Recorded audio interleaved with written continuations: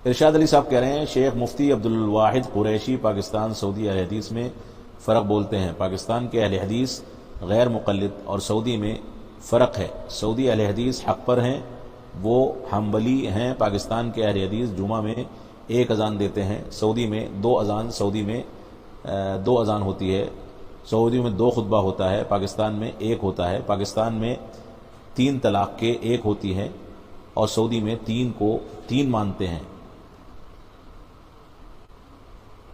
پاکستان میں تقلید کرنا شرک ہے، سعودی میں کوئی حرج نہیں ہے، کر سکتے ہیں. یہ سب فضول باتیں ہیں.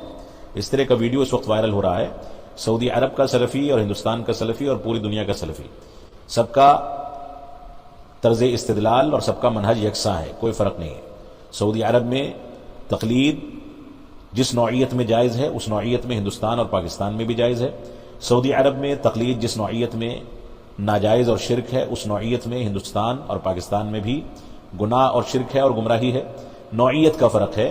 جو شخص اس طرح کی باتیں کر رہا ہے وہ اصلاً جاہل ہے، کیونکہ اس کو پتہ ہی نہیں کہ سعودی عرب میں کون سا مسلک و مذہب چلتا ہے اور پاکستان میں لوگ کیا کرتے ہیں. جمعہ میں 2 اذانیں کسی بھی صورت میں درست نہیں ہے، شریعت سے اس کا ثبوت نہیں ملتا ہے. ایک اذان السوق تھی جو عثمان غنی رضی اللہ تعالیٰ عنہ نے بازار میں دلانا شروع کیا تھا. اگر کہیں اس طرح کی پریشانی ہے اور بازار میں اذان ہوتی ہے تو جائز ہے. حرمین میں 2 اذانیں جو ہوتی ہیں مسجد نبوی اور مسجد حرام میں، اس پر سعودی عرب کے بھی بہت سارے علماء نے اعتراض کیا ہے. یہ حرمین کے ان اعمال میں سے ایک عمل ہے جس کا شریعت اسلامیہ سے کوئی ثبوت نہیں ملتا ہے.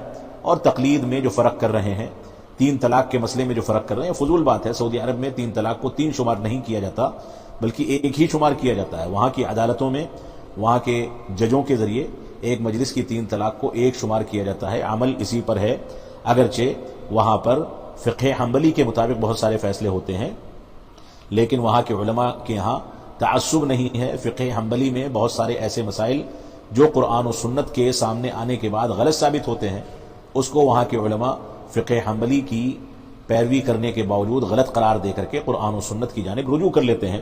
اور انہی میں سے ایک مسئلہ طلاق ثلاثہ کا ہے.